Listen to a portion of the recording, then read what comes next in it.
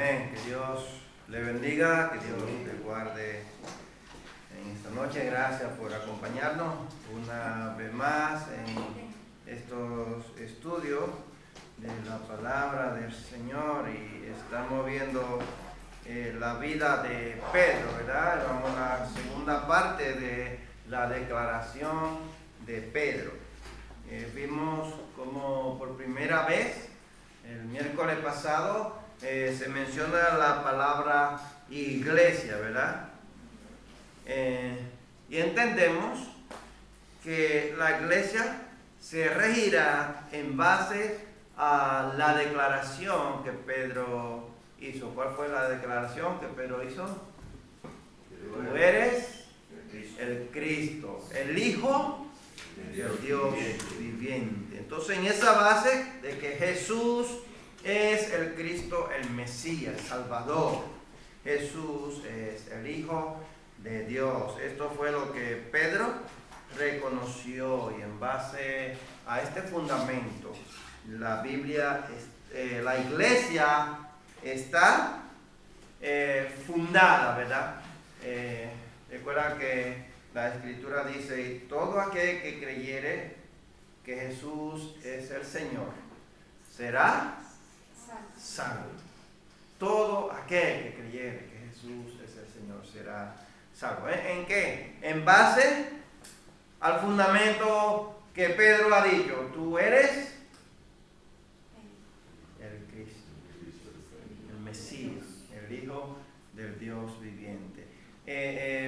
Pedro lo creyó, Pedro lo vio, lo visualizó. El Espíritu Santo se lo confirma y él lo confiesa con su boca, ¿verdad que sí? Tú eres el Cristo. Esa es la base. Por eso él dice: sobre esta roca, sobre esta base, sobre este fundamento edificaré mi iglesia.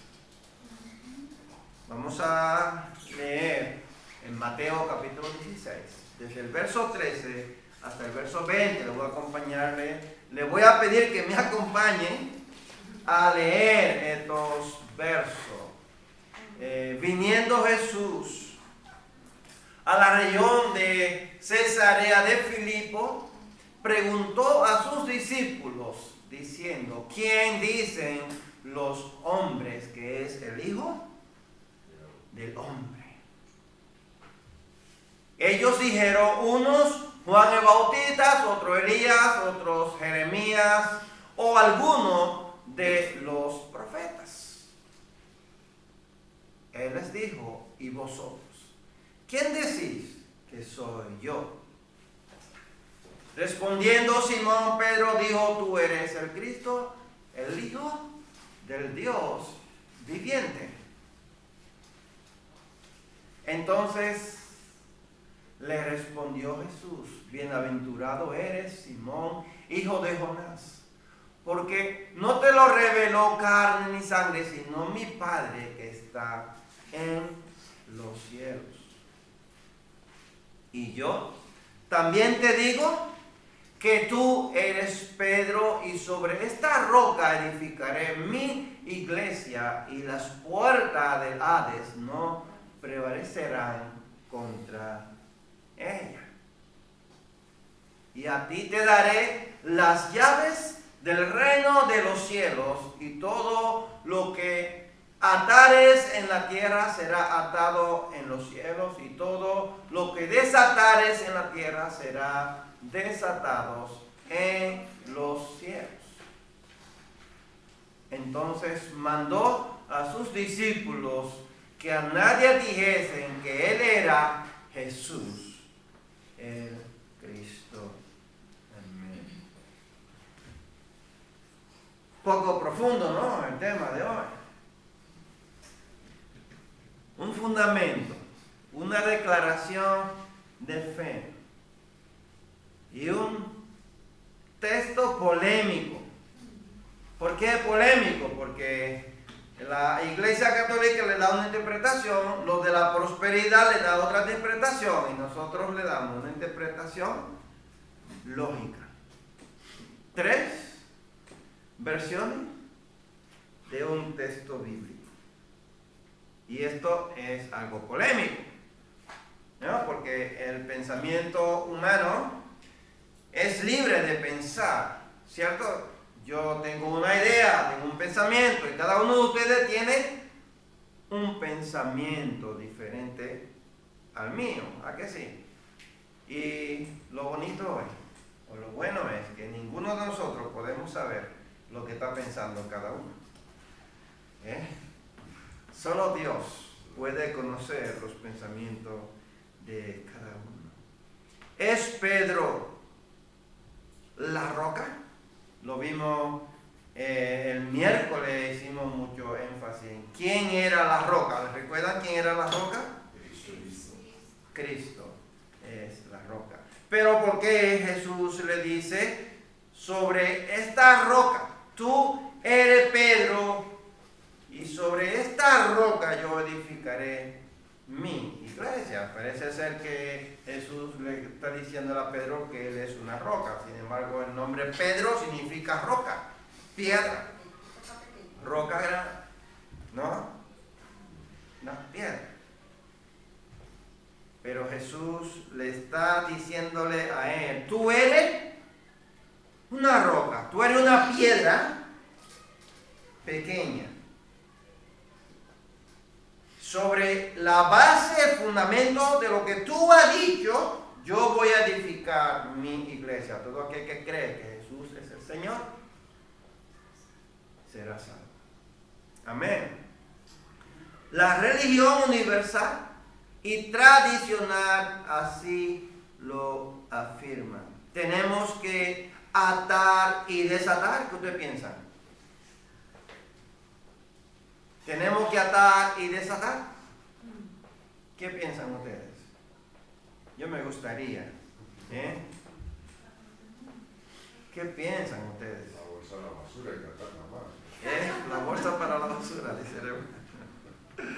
La religión de superfe y sus falsos maestros afirman que debemos atar cosas para que no sucedan y desatar cosas para que sucedan. Pedimos al Espíritu Santo que nos ayude hoy a interpretar este texto bíblico para darle una interpretación conforme a lo que la Biblia nos está diciendo. Empezamos con una pregunta y yo quisiera ver la opinión de cada uno de ustedes antes de desarrollar este tema. ¿Creen ustedes que esta enseñanza o mandato fue solo para Pedro? ¿Qué piensan ustedes? Mano levantando, a ver, el que quiera hablar, Jacob. Y los que quieran hablar, levanten la mano. ¿Qué creen ustedes? ¿Qué creen ustedes? ¿Cuál es el mandato? Si eso es un está duro, fuerte. No te lo pegue mucho, te pega poco. Eso es un mandato de autoridad, el cual no es sobre Pedro, sino sobre la iglesia. Y nosotros somos la iglesia del Señor. Entonces, recae sobre nosotros. Está bien de que Él dice sobre esta roca, pero se está refiriendo a la palabra que él ha dicho, que él ha dicho, tú eres Pedro. La otra parte se está fundamentado, ¿no?, en que Pedro dice, tú eres el Cristo, ¿no? Jesús está tratando sobre esa palabra y no es sobre Pedro. O sea, Pedro también es un discípulo y también era parte de la iglesia, pero eso sigue hoy para nosotros como iglesia. Muy bien. ¿Alguien más quiere hablar? Joan. Aquí podemos ver, ¿no?, que Jesús le dice sobre ti. Él estaba diciendo, él sí cuando vamos a construir algo, el cimiento es como la base, vamos a decir así. Es decir, que luego empiezan a edificar los ladrillos. Y yo creo que no se queda ahí, sino que también nosotros somos parte de esa edificación que Jesús le estaba diciendo a Pedro. Y lo podemos ver, ¿no? Porque al final, desde los discípulos, luego que Jesús no estaba, ellos fueron los que salieron a hablar la palabra de Dios. Y gracias a que ellos fueron ese fundamento, ¿no? Ellos fueron lo que el Señor eligió. Nosotros hoy estamos aquí, porque a nosotros llegó el Evangelio gracias a ellos y a su valentía, ¿no? De hablar el Evangelio, la palabra, lo que ellos vieron, lo que vivieron con Jesús. Y que ellos fueron testigos oculares, por eso son los discípulos, aunque los apóstoles, mejor dicho. Por eso hoy en día muchos dicen, ay, que hay apóstoles, pero no.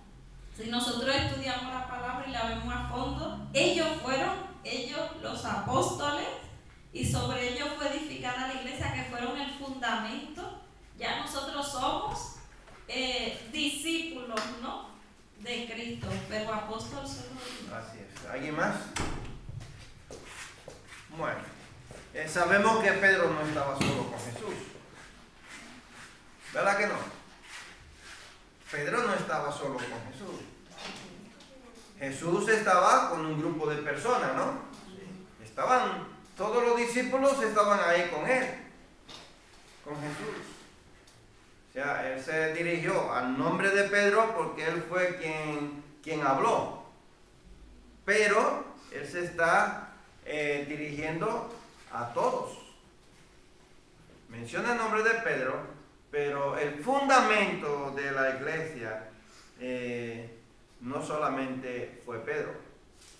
Todos los discípulos tuvieron cada uno su ministerio, ¿no? Y se esparcieron a predicar. Jesús no dijo esto solamente a Pedro, sino también a todos los apóstoles. Vamos a ver en Mateo capítulo 18, versos 18 y 20, lo que nos dice. Versículo 18 dice: de cierto os digo que todo lo que atéis en la tierra será atado en el cielo, y todo lo que desatéis en la tierra será desatado en el cielo. Versículo 19 dice: otra vez os digo que si dos de vosotros se pusieren de acuerdo en la tierra acerca de cualquiera cosa que pidieren, le será hecho por mi Padre que está en los cielos. Verso 20 dice: porque donde están dos o tres congregados en mi nombre, allí estoy yo en medio de ellos. O sea, esa palabra no solamente fue a Pedro, sino que él se dirige a Pedro. Como Pedro ha dado una respuesta espiritual guiada por el Espíritu Santo, que Dios se la revela a él, él se dirige a Pedro y le dice: tú eres Pedro. Y yo digo que sobre este fundamento, sobre esa base, sobre esa roca, yo voy a edificar.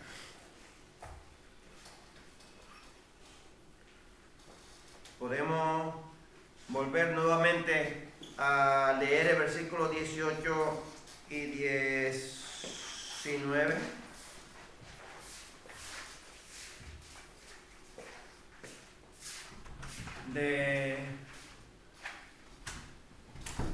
El primer texto que leímos, de capítulo 16.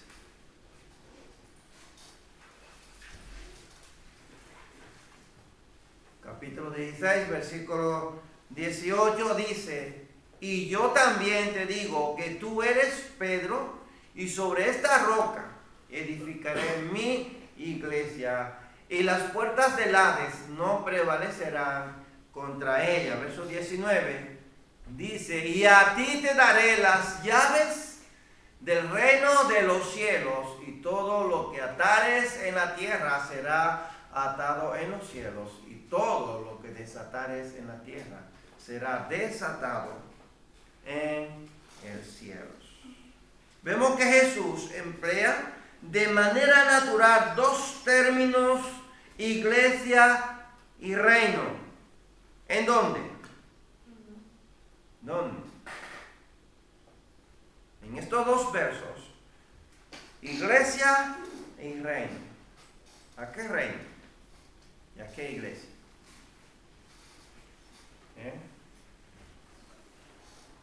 En ese tiempo, Jesús no reinaba.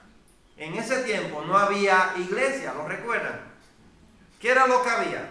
Un templo y sinagoga. ¿Verdad que sí? Esa es la primera vez que se menciona iglesia. Entonces, ¿a qué era lo que Jesús se estaba refiriéndose aquí con ellos? Porque estos eran unos términos muy diferentes para ellos.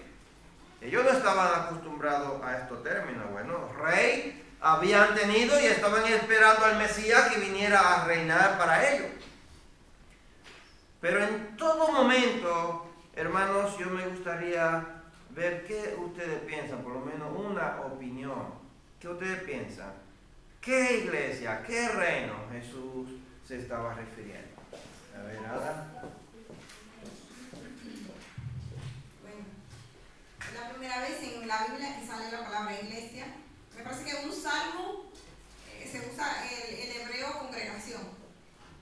Entonces iglesia, cuando Jesús emplea esa palabra, Jesús es el único que puede nombrar las cosas que no son como si fueran. La iglesia no estaba, o sea, no había un cuerpo de apóstoles que se bautizaban, que partían el pan. Pero él dice en el 18 que sobre este fundamento iba a diseñar su iglesia, sobre que creyeran en Jesús y que él era Dios. Entonces, el término iglesia se refiere a eso nuevo. Y el reino es el reino de los cielos. Por eso cuando oramos, debemos orar que el reino de los cielos se acerque a nuestras familias, a nuestro pueblo y así. Porque el reino de los cielos está parcialmente, o sea, se ha inaugurado con Jesús, que es el rey, y nosotros somos los súbditos. Pero entonces, claro, él usa la palabra reino. Y para mí, así, parafraseando, es los cielos.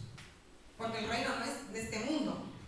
Este mundo va a pasar y todo. Ese reino es el que cuando en Apocalipsis 21. Entonces, cuando el reino es ese estado de personas salvas, la iglesia son lo que en esta dispensación, en este tiempo, hemos aceptado a Jesús. Y somos ese grupo de personas que hemos aceptado a Jesús, que vamos transformándonos hasta que un día estemos completamente santos y nos morimos. Cuando nos morimos, pasamos a otro nivel. Y luego ese reino va a venir a nosotros. Pero de una manera ya real, donde seremos reyes y sacerdotes. Amén. Recuerden que Jesús dijo, mi reino no es de este mundo. Yo soy de dónde, dijo Jesús. De arriba. Mi reino es de arriba. Lo espiritual es espiritual. Lo terrenal es terrenal. Son frases que Jesús utilizó para darnos a entender que Él no vino a reinar a cosas materiales. Él vino en cuanto a lo espiritual. Y en todo momento, Jesús, ¿a qué se está refiriéndose? ¿A qué? Arriba. ¿Bendiciones celestiales? Arriba. ¿No? Su lugar, su morada, estaba arriba en los cielos. Si deseamos saber, si tú quieres escudriñar las escrituras y tú quieres saber lo que un verso quiere enseñarte, entonces debemos, o tú debes primero, comprender el contexto. Es decir, lo que se viene diciendo anteriormente el escritor. Que el escritor viene expresando antes. Antes. Ese es el contexto. El contexto es lo que el escritor ha dicho antes para yo poder interpretar un texto bíblico. Estoy leyendo capítulo 16 de Mateo y no lo entiendo, pues me tengo que ir ¿a dónde?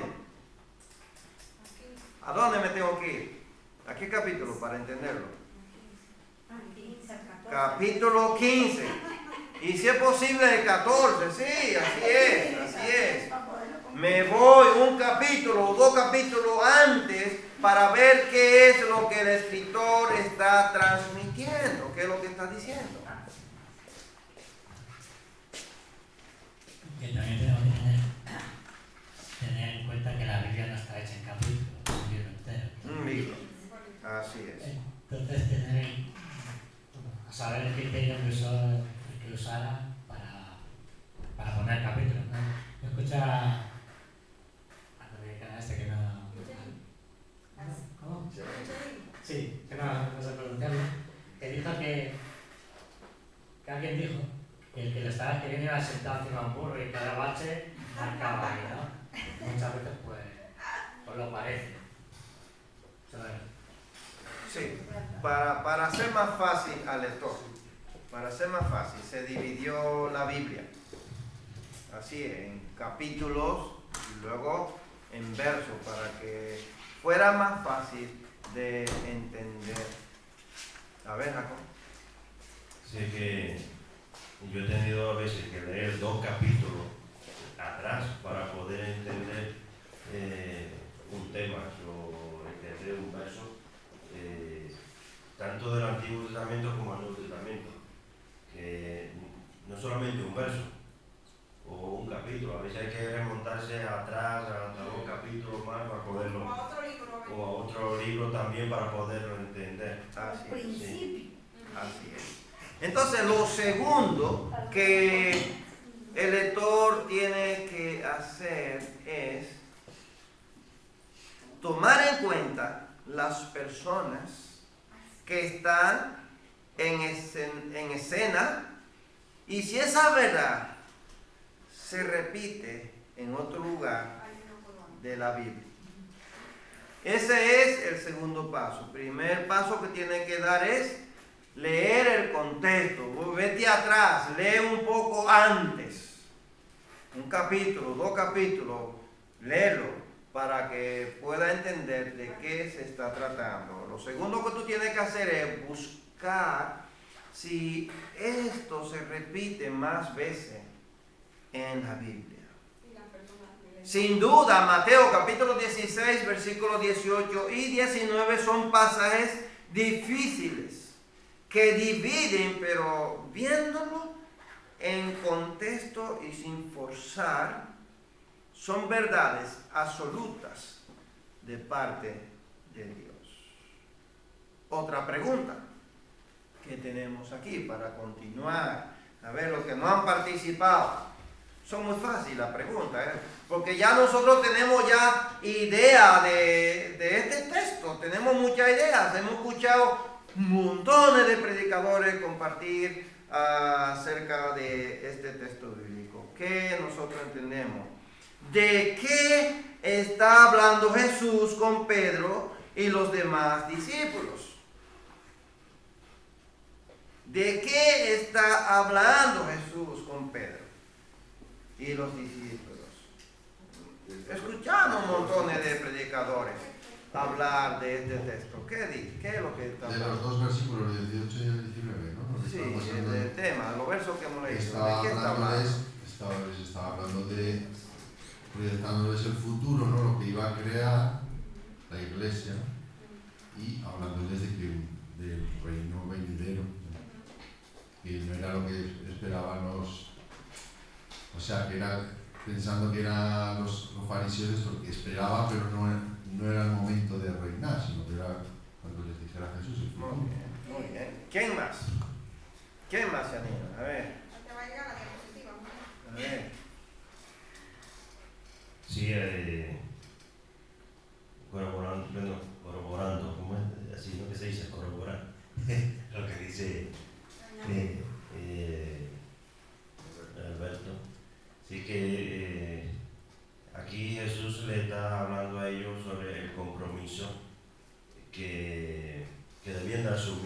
no como... claro, estaba Pedro, estaban los otros discípulos, pero no solamente recaía en ellos, que es lo que decía ahorita, había una responsabilidad en ellos que iban a empezar un ministerio que era fundamentado en esa iglesia que la sustentaba Cristo, pero había un compromiso y una responsabilidad en ellos, pero se iba a extender porque estaba sustentada en Cristo, y hoy somos parte también de esa iglesia. Bueno, Jesús está hablando de iglesia y reino de los cielos. Al referirse de iglesia, está hablando de qué? ¿De qué? Personas. ¿De qué más? Está hablando de algo específico. Hablar de iglesia. Salvo. Eso es lo que Jesús le está hablándoles a ellos. ¿Le está hablando de qué? De el medio de salvación. Jesús no le está hablando de cosas terrenales. No le está hablando de prosperidad, de que le va a dar riqueza. Le está hablando de qué? Salvación. Voy a poner la base de salvación en eso que tú has dicho. La base de salvación, ¿quién es? Cristo. Somos salvos por Cristo, por medio de la fe, por creer en Él, ¿o no? Pues de eso es lo que se está tratando la conversación que Jesús está teniendo con ellos. Yo no sé de dónde sale que hay que atar para que la cosa mala no venga, y que hay que atar las cosas buenas para que nos lleguen a nosotros. Es que Jesús no está hablando absolutamente nada de eso. Jesús le está hablando de salvación. La iglesia que es persona salva. Hoy nos vamos a entender en el versículo 19. A ti te daré las llaves del reino de los cielos. Escucha, todo está en plural. No le está diciendo a ti te voy a dar la llave del reino del cielo. No. Escucha, ¿qué es lo que está diciendo el versículo 19? A ti te daré las llaves del reino de los cielos.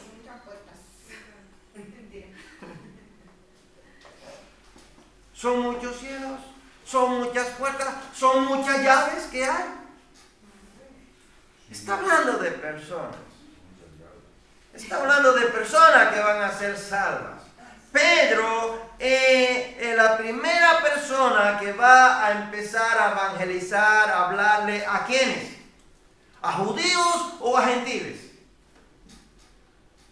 ¿A quién fue enviado? Pedro. A los judíos. Y también a gentiles. Cornelio no fue judío. Cornelio fue uno de los primeros gentiles que creyeron, se bautizaron, que recibieron el Espíritu Santo, ¿no? Claro que sí. Hechos capítulo 10. Pedro fue uno de los primeros que empezó a hablar del reino de los cielos. Por eso él le dice a ti, sobre ti. Él empezó. Todo lo demás siguieron fortaleciéndose, ¿verdad? En esa base. Todo lo que ates en la tierra habrá sido atado en el cielo, y lo que desates en la tierra habrá sido desatado en los cielos. ¿Y esto qué es? ¿Esto qué es? ¿Qué es lo que Jesús le está diciendo? ¿Tú crees que tú tienes o que yo tengo poder para yo decirle, Catalina, tú eres salva? Que tengo poder de decirle, Jacob, tú eres condenado, tú no te salvarás. ¿Qué usted cree? ¿Que mi palabra es suficiente, tiene poder para yo decir eso? ¿Eh? Pero ¿qué es lo que Jesús le está diciendo? todo lo que atares en la tierra será atado en el cielo, y todo lo que desatares en la tierra será desatado en una interpretación lógica, hermanos, queremos buscar. ¿No le dijo que le daría las llaves del cielo o de la casa de Dios o de la iglesia, sino las llaves del reino de los cielos? ¿Cuáles son estas llaves del reino de los cielos? Vamos a descubrirlo. Yo le pido que me acompañe a que lo podemos descubrir. Este texto debe ser tomado como algo figurado y no literal. Si lo tomamos de manera literal, entonces no vamos a entenderlo, ¿verdad que no? Hay mucho texto bíblico que nosotros no lo podemos tomar de forma literal. O por ejemplo, si tomáramos en forma literal el Apocalipsis, ¿qué esperaríamos?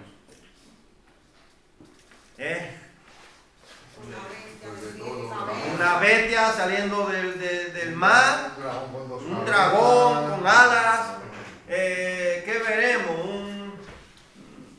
Un águila, un cuerno hablando y todas esas cosas. Son figurados. Son figurados. Aquí es lo mismo. No está diciendo que necesitamos obtener unas llaves especiales para poder abrir la puerta del cielo.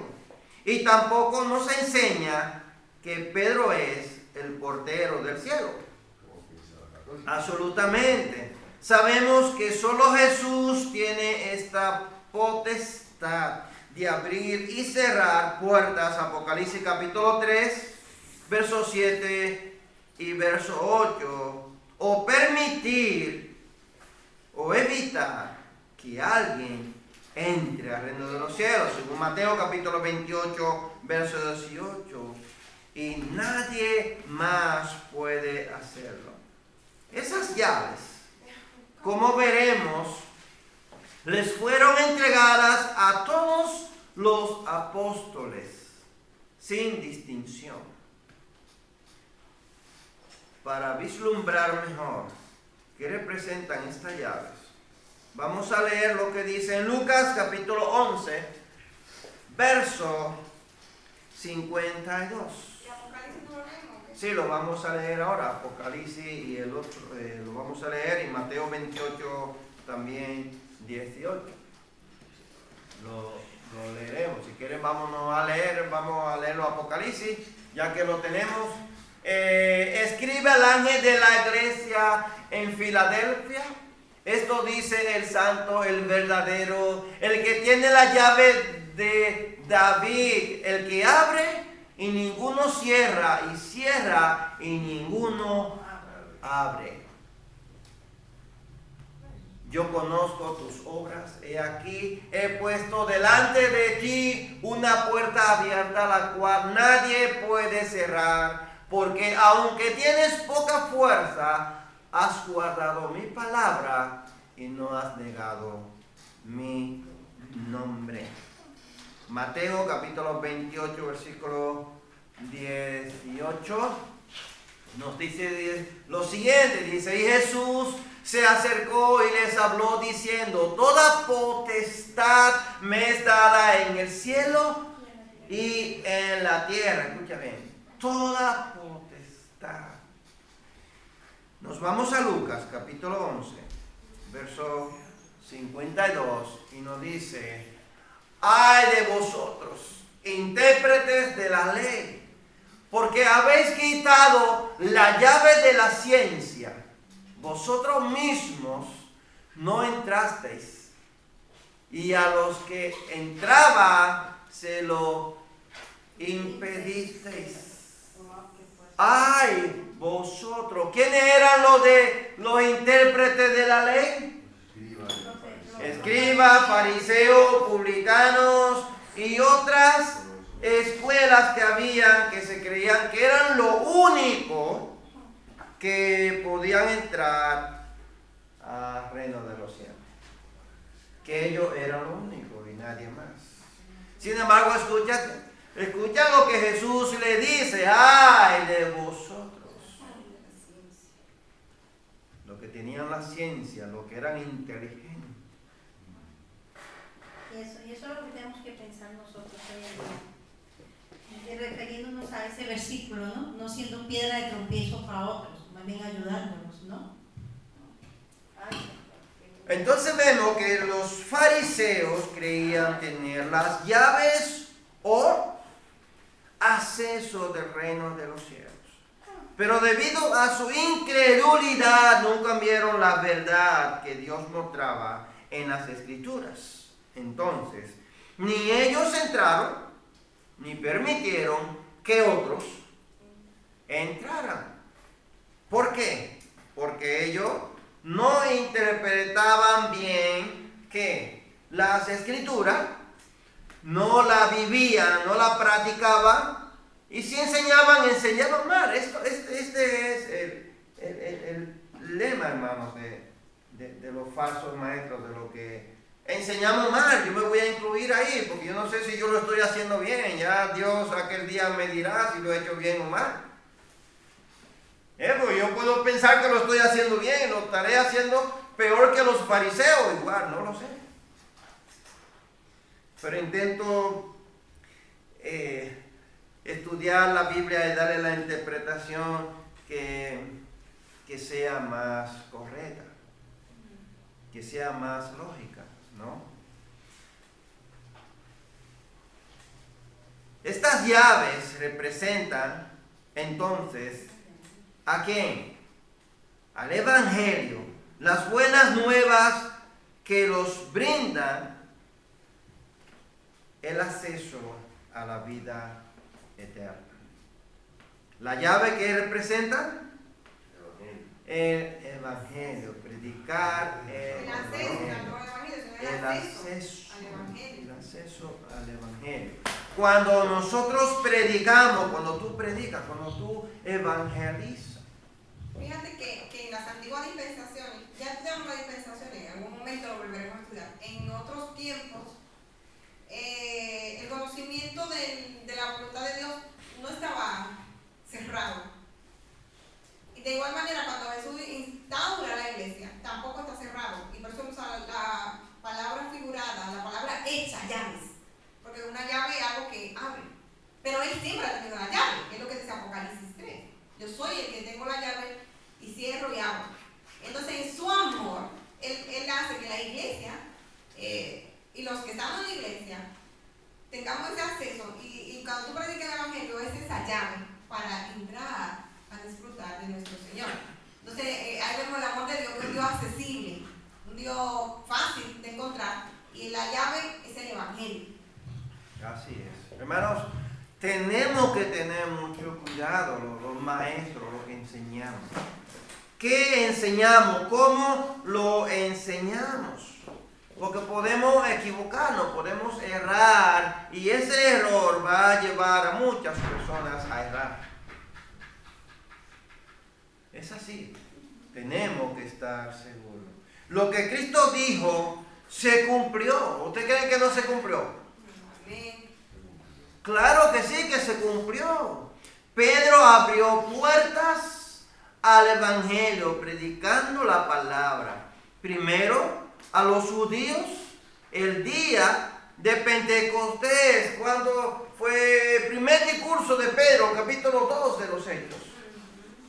¿Cuántas personas se arrepintieron aquella noche que dice el capítulo 2 de los Hechos? ¿Que creyeron cuántas personas? 3,000 personas, dice ahí la Biblia, que creyeron en una sola noche y se bautizaron. Pedro le mandó a bautizarse a todos. Ahí empezó él a usar la llave del reino de los cielos. Predicar para que se abriera la puerta, el acceso a que ellos pudieran creer. Amén. Hechos capítulo 2, verso 38, capítulo 3, versículo 39, ahí lo pueden leer. Y luego a los gentiles en casa de Cornelio, que antes estuve hablando del capítulo 10, lo que pasa es que a veces me adelanto. Está ahí, capítulo 10 de los Hechos. Hermanos, ¿de qué está hablando? ¿Acaso habla de prosperidad económica o de cómo orar? ¿Qué está hablando aquí Jesús? ¿Qué ustedes piensan?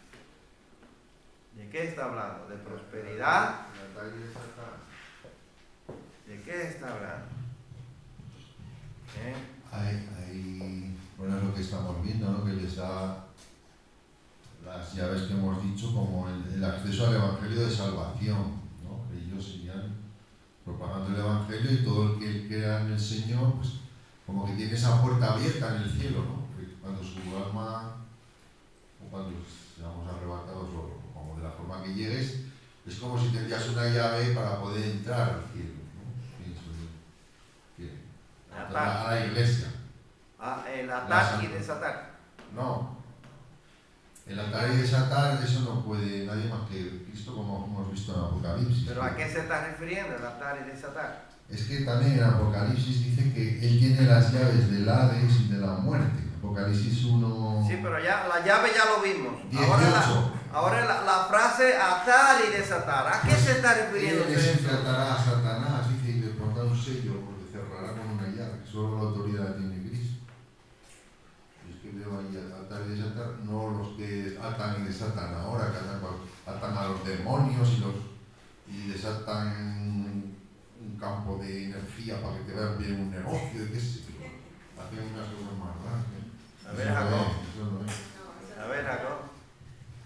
Sí, es que atar y desatar, yo entiendo que es lo que es el perdón del pecado dentro de la iglesia. No es que una persona le diga a alguien, tus pecados son perdonados, pero sí cuando hay una falta, el otro hermano tiene el deber de ir ante el hermano que ha faltado y pedirle el perdón, ¿no? Y ese hermano pues tiene esa libertad, ¿no? de perdonar. Es ahí donde yo entiendo que se requiere el atar, ¿no? Ha habido conflictos en muchas iglesias y estados, ¿no? Donde se ha faltado respeto también y ya prácticamente se convierte en un pecado, ¿no? Pero el hermano se acerca y tiene ese poder, ¿no? Que Dios ha dado de atar y desatar, ¿no? De perdonar el pecado, ¿no? De decirle al hermano, pues te perdono y todo vuelve a la normalidad. Yo creo que es ahí donde Jesús le habla, te doy de atar y desatar. Así es. A ver, Ada. Sí, yo creo que esa palabra, de verdad, creo que había el pastor. Es una frase que aprendida hoy nosotros, ¿no? Yo lo que aprendí de lo que a mí me enseñó en casa es que es como esa autoridad que ahora tiene la iglesia. Y por los siglos, la iglesia ha tenido una autoridad. O sea, el Señor primero establece la iglesia, pero le da como un mecanismo de autoridad a los líderes y a nosotros como iglesia. De alguien viene a la iglesia, se arrepiente y es bautizado, entonces ya el pastor lo incorpora a la iglesia. Entonces, pero antes de eso pasó en el cielo. Yo no sé si yo entendí bien lo que vimos hoy en casa. Eso ya pasó en el cielo, pero aquí el Señor nos deja la autoridad de que esa persona es salva. Y hay veces, hay un verso bíblico que Pablo dice, se lo entrega a Satanás. O sea, hay muchas veces que el pastor, que es el que está ahí con, ¿no?, en la autoridad máxima, hay a personas que dicen, yo se lo entrego a Satanás. O sea, esa autoridad que tiene el cuerpo de la iglesia, de perdonarse a Job, de levantar, de restaurar, de hacer programas para la santificación. O sea, yo no encuentro cómo explicar que Dios le dio esa autoridad, pero esa autoridad que tiene la iglesia ni el infierno prevalece. Pero fue porque Él quiso dárnosla. A Así nosotros es. como iglesia. Así Sí, quería.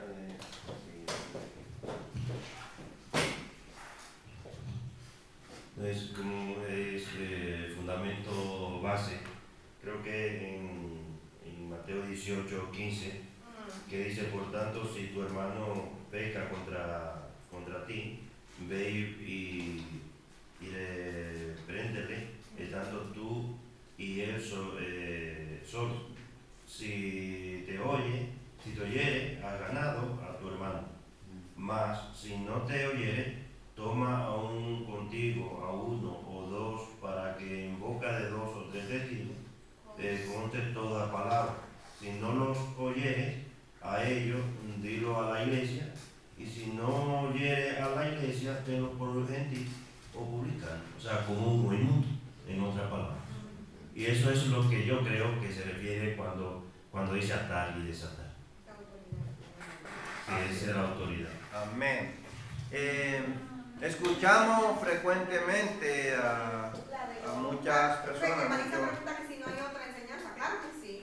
La de la prosperidad, de atar la pobreza, de desatar riqueza. O atar al diablo, pero al diablo. Sí, ¿qué dice la hermana que si no hay otra enseñanza? Hay otra enseñanza que fuerza el texto. Por ejemplo, la de atar al diablo.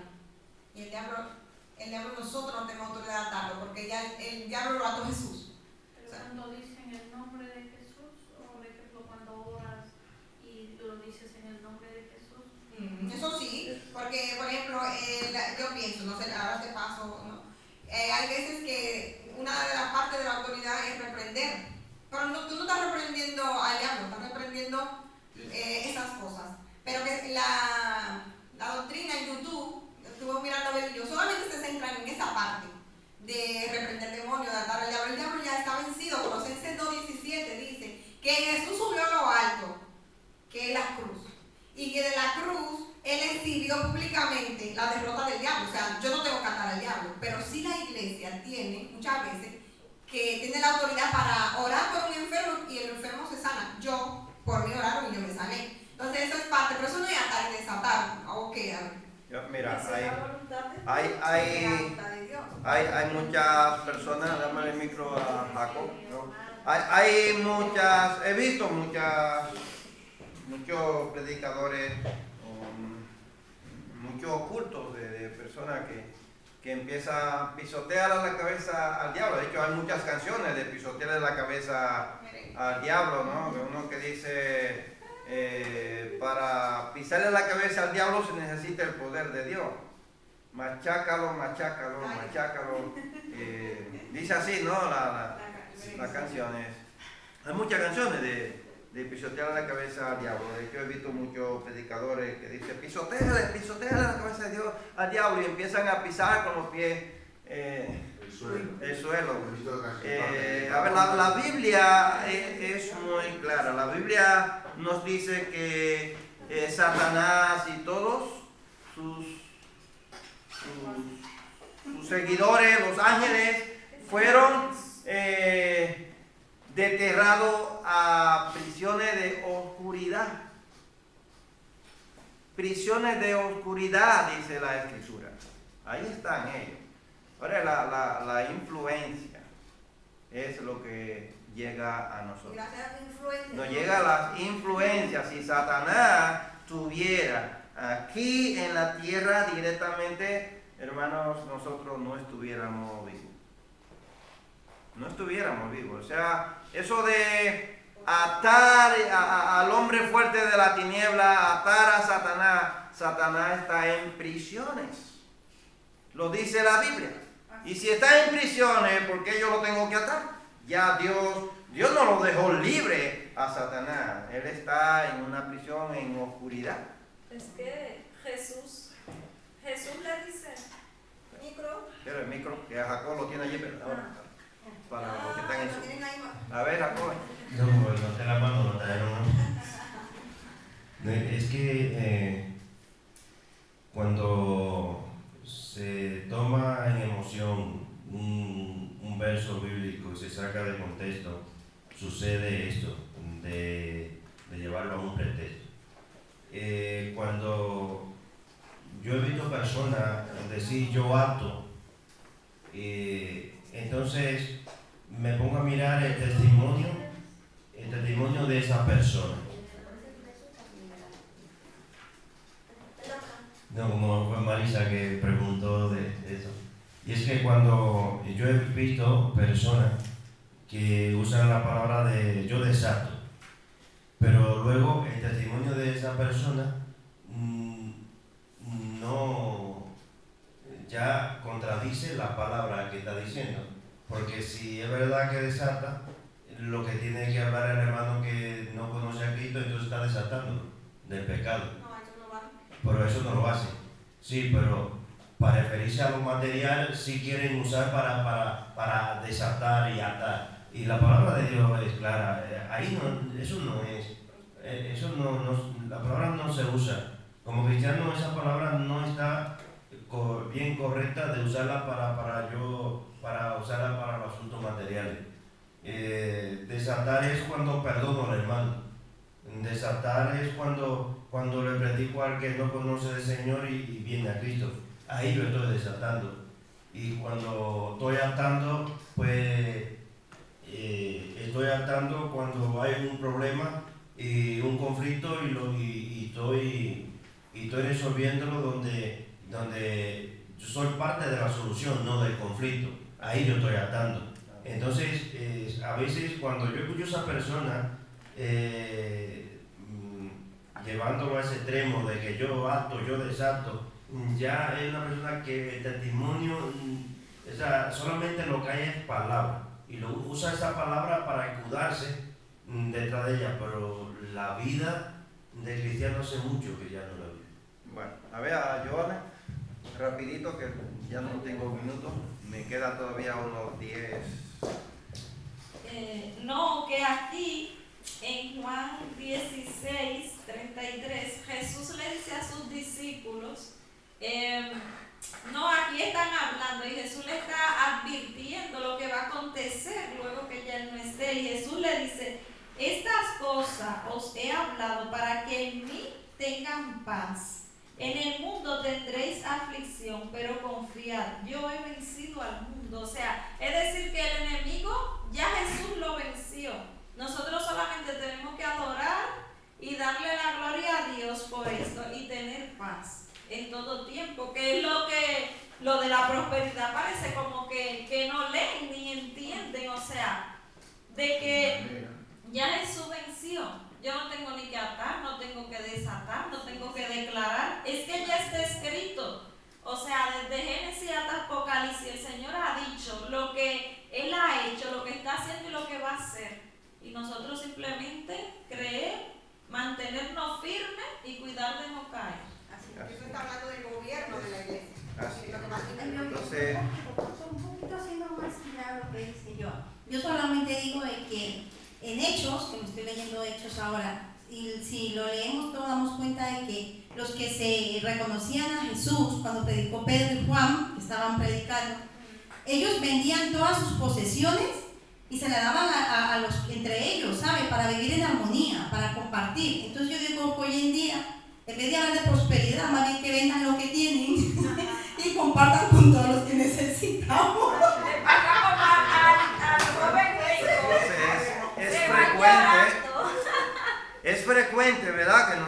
Que nosotros frecuentemente escuchamos a personas decir, desato prosperidad para ti, o ato todo espíritu de mal en este lugar. ¿Es esa la aplicación correcta del pasaje que estamos leyendo? Vamos a ver, yo creo que no es esa la frase correcta. La expresión atar y desatar era común en la fraseología legal judía, significando declarar algo como prohibido o declararlo permitido. La palabra aquí, declarar, no es decir yo digo que eso va a ser mío, no, sino que era algo legal cuando ellos determinaban que eso era válido. Por ejemplo, vamos a ver, habían muchas cosas que no se podían hacer. Si a una mujer la violaban y ella no daba voces, si no gritaba, si no pedía auxilio, esa mujer tenían que matarla. Porque supuestamente esa mujer estaba siendo, vamos a decir, se estaba prostituyendo, por cuanto ella no dijo nada. Lo siguiente era, si ella daba voces, esa mujer entonces era perdonada. Eso era un acto legal, es decir, es válido. Ella dio voces, no la mataba. A ver, Ada. No, sigue. No, venga, dame el micro a la. Falta mucho. No pasa Estaba nada. hablando con la hermana Marisa. Yo estuve viendo vídeos de esa gente de prosperidad. Señor tenga misericordia. Ellos atan, por ejemplo, el espíritu de pobreza. Pero no, yo no sé si, como le decía la hermana, si es una oración, pero que no es bíblico. Ese verso está hablando. No es una oración. Está hablando del gobierno de la iglesia y la autoridad de la iglesia. Entonces, ato la pobreza y desato riqueza. Ato la enfermedad y desato sanidad. Pero que en la Biblia nadie ora así en la Biblia. Ni en el Antiguo Testamento ni en el Nuevo. Y que todo, Mateo 16 está hablando del gobierno de la iglesia y la institución, el diseño de la iglesia. ¿Cómo se gobierna la iglesia? La autoridad. Que los demonios lo saben. Nosotros, es un término muy difícil. Pero los demonios saben que la iglesia, o sea, cada persona de nosotros tiene autoridad para abrir el evangelio, llevar el evangelio a los demás. Y cuando tú llevas el evangelio a los demás, tú lo liberas de su pecado. Eso es. Y eso es lo que Jesús le dice. La autoridad de la iglesia es para liberar del pecado, que los judíos no pudieron, y para algunos no liberarlos. De hecho, no encontramos en la Biblia ningún personaje orar declarando ni decretando algo. No encontramos ninguna persona. Nosotros encontramos en el capítulo 11 de Lucas, nosotros encontramos a Jesús diciendo que todo lo que le pidieras al Padre en mi nombre, Él lo hará. ¿Qué padre que el hijo le pidiera un qué? Un pan le daría una piedra, o que le pidiera un pez y le daría una serpiente o un escorpión, ¿no? Así suavemente. Lo que le pidiera al Padre. Muchas veces decimos, yo declaro en el nombre de Jesús. Tú no estás orando, tú estás torciéndole las manos a Jesús diciendo que eso va a ser mío.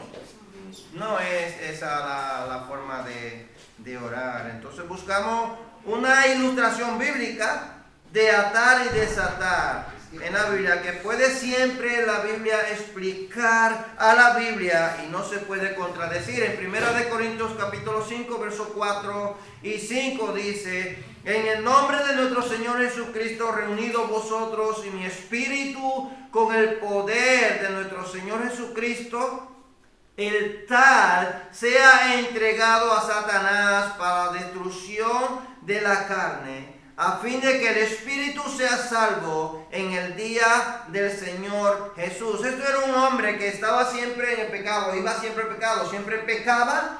Y la Biblia, ¿qué es lo que nos está diciendo? Que la iglesia tiene poder para echar de la iglesia a una persona que siempre persista en el pecado y Dios lo aprueba. Es así. Pero ¿cómo así que yo puedo echar, que el pastor puede echar a una persona a la iglesia? Sí, está haciendo de mal ejemplo para los demás. Está impidiendo que vengan personas porque están viendo el testimonio mal de esa persona. ¿Qué es lo que Pablo dice? A esta persona, entréguenselo a Satanás para que su alma no se pierda. Que se pierda su carne, pero que su alma no se pierda. Bueno, lo expulsaron de la iglesia y ya se cortó el pecado que había en la iglesia. Ellos todos se pusieron de acuerdo, ataron en la tierra y Dios en el cielo también ató. O sea, lo aprobó, la iglesia lo aprobó y Dios en el cielo también lo aprobó. Eso es lo que quiere decir eso. Otro ejemplo que encontramos cuando predicó en medio de la fiesta de Pentecostés, en medio de miles de judíos que se habían reunido en Jerusalén para esta celebración, en la cual se convirtió como 3,000 personas en Hechos 2, verso 41, la misma predicación que sirvió para abrir los cielos desde la tierra a esos 3,000 fue la misma que le cerró el cielo a los que no creyeron para estar o para atar o desatar. ¿Sí me entienden? Allí no solamente habían 3,000 personas, allí habían muchos miles de personas de todas las naciones que vinieron el día de Pentecostés. El día de Pentecostés, ¿sabe qué fiesta se celebraba? ¿Recuerdan? La estudiamos. Esa fiesta, ¿cuál era? Pentecostés. Era la fiesta se celebraba la fiesta de la cosecha cuando venían y traían todas las provisiones. Y allí solamente creyeron 3,000 personas. Las otras personas no creyeron. ¿Verdad que no? El cielo cerró la puerta para esas personas que estaban allí que no creyeron. Abrió la puerta para las personas que sí creyeron. Un ejemplo de cosas que se hacen en la iglesia y tiene autoridad divina es un matrimonio, por ejemplo. Cuando se presenta un niño, lo oculto que las iglesias hacen. O sea, la iglesia, el gobierno de la iglesia, la administración de la iglesia hace muchas cosas y el cielo lo aprueba. Hay cosas que el cielo no lo aprueba y se lo muestra el pastor. Esto no está funcionando. Pero eso es, por ejemplo, el caso de una persona que peca. Disciplina. 4 meses de disciplina. Eso lo aprueba el pastor, eso, y en el cielo. No sé si la gente si lo entiende. No está hablando de prosperidad ni atar al diablo. Cuando él le dice, yo voy a edificar mi iglesia, algo nuevo, pero esa iglesia va a tener un gobierno, una administración. Lo que esa iglesia hace en el cielo, vale en la tierra. Y a veces criticamos mucho a la administración de la iglesia. Pero yo lo que pienso, ¿qué piensa Dios de la administración en la iglesia? Porque en Gálatas también había un anatema, una persona, y lo echaron. O sea, son cosas difíciles, pero son parte de la administración de la iglesia y es lo que Jesús está instaurando ahí. O sea, la iglesia es un cuerpo y lo que la iglesia haga vale en el cielo. Puede ser que yo vaya y ore por Gregorio. Eso vale si el Señor me da su voluntad. Escuchar esa oración. Pero también cuando el pastor presenta a un niño y ora por un niño, cuando el pastor le pone a todos los jóvenes para orar por el curso escolar, todo lo que hace la iglesia, que es la representación de Cristo en la iglesia, en la tierra, es aprobado en el cielo. Eso es. Entonces, cuando tú evangelizas a una persona, esa persona acepta al Señor Jesucristo, se arrepiente. La iglesia reconoce que esa persona cristiana se ha arrepentido y ante el cielo y ante la iglesia es reconocido como perdonado, desatado, cielo abiertos y que esa persona es libre de pecado. Eso es atar y desatar, ¿lo entienden? ¿No? Eso es lo que Jesús le estaba diciéndole a Pedro. ¿No? Todo lo que atare será atado, todo lo que sea desatado será desatado, ¿no? Cuando la iglesia declara que esta persona es pecadora, esta persona está en pecado, está en adulterio, está en fornicación y no se le debe dar participación de nada, tiene que estar ahí sentada, eso es aprobado arriba también en el cielo, ¿lo entienden, no? Hemos atado y arriba también Dios ató. Pero a quienes no se le arrepiente, a que no se arrepiente, se le conoce en el cielo y en la tierra, en la iglesia, como no perdonado, atado, cielos cerrados y es culpable. Entonces, en conclusión, Jesús nos enseña el fundamento de la iglesia o reino, Cristo y creer en Él. Cristo es ¿qué? El dueño de la iglesia. ¿Cómo entramos a este reino? Por la predicación del Evangelio. Es la llave, la predicación del Evangelio. La administración del reino enseña el poder o la autoridad, pero en relación con la administración del reino sobre la tierra, quienes pertenecen o no pertenecen al reino, ¿no? Una persona que es salva, una persona que ha aceptado a Cristo Jesús. Esto es reconocible, ¿verdad? Todos necesitamos fundamentos firmes para vivir. ¿Crees que Jesús es el Hijo de Dios? Es una pregunta que todos tenemos que hacerlo. El que cree que Jesús es el Hijo de Dios, ¿qué dice la Escritura? Será salvo si lo cree de todo corazón y no duda. La iglesia es creada, pensada y diseñada por Dios. Estás llevando el evangelio, es decir, evangelizando sobre todo a tus familiares cercanos. ¿Quién es Jesús para ti? ¿Qué es la iglesia para ti? Todas estas preguntas es bueno reflexionar en ellas. Luego David lo sube al grupo y allí lo podemos leer. Hoy es el día de salvación, Marcos 1, verso 15, diciendo: el tiempo se ha cumplido y el reino de Dios se ha acercado. Arrepentidos y creed en ¿quién? En el evangelio. Ese es el fundamento para ser salvo. Esto es lo que podemos interpretar acerca de lo que atar y desatar. Que Dios le bendiga, que Dios le guarde. Muchas gracias por tenernos paciencia y acompañarnos en esta noche. Dios le bendiga. Amén.